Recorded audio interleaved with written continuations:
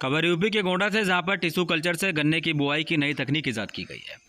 बलरामपुर चीनी मिल्स के वैज्ञानिकों ने गन्ने की टिश्यू कल्चर तकनीक ईजाद की है, जिससे इस विधि से बुआई करने पर गन्ने में अधिक पैदावार की जा सकती है। वैज्ञानिकों ने गन्ने की टिश्यू कल्चर तकनीक ईजाद की। इस विधि से बुआई करने पर पैदावार में 15% तक की बढ़ोतरी होगी। मिर्जापुर चीनी मिल के सीडीओ राहुल सिंह व गन्ना पर्यवेक्षक कौशेंद्र मिश्र ने जानकारी देते हुए बताया है कि इस प्रजात से बुआई करने से हजारों रुपए की बचत होगी। वहीं वैज्ञानिकों ने गन्ने के गोले के ऊपरी हिस्से को निकालकर इस प्रजात को तैयार करने में सफलता हासिल की है। आपको बता दें कि उनके द्वारा यह भी जानकारी दी गई है कि इसमें यह प्रजात जो है रोग रहित है।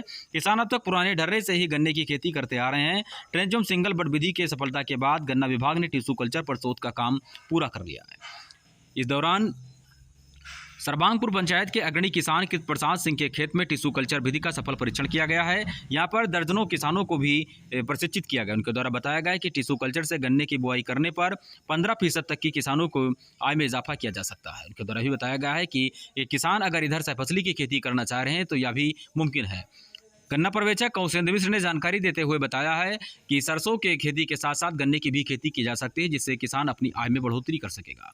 उनके द्वारा बताया गया है कि मिर्जापुर चीनी मिल का हमेशा से यही प्रयास रहा है कि किस प्रकार से किसानों के आय को दोगुनी किया जा सके। हालांकि यह प्रयास मिर्जापुर चीनी मिल का काफ़ी हद तक सफल भी रहा है, क्योंकि मिर्जापुर चीनी मिल हमेशा से ही किसानों के हित में कार्य करती रही। उनके द्वारा बताया गया है कि यदि किसान इस टिश्यू कल्चर के बीज को मंगवाना चाहता है तो मिर्जापुर चीनी मिल में सस्ते दामों पर उसको बीज भी उपलब्ध कराया जा सकता है।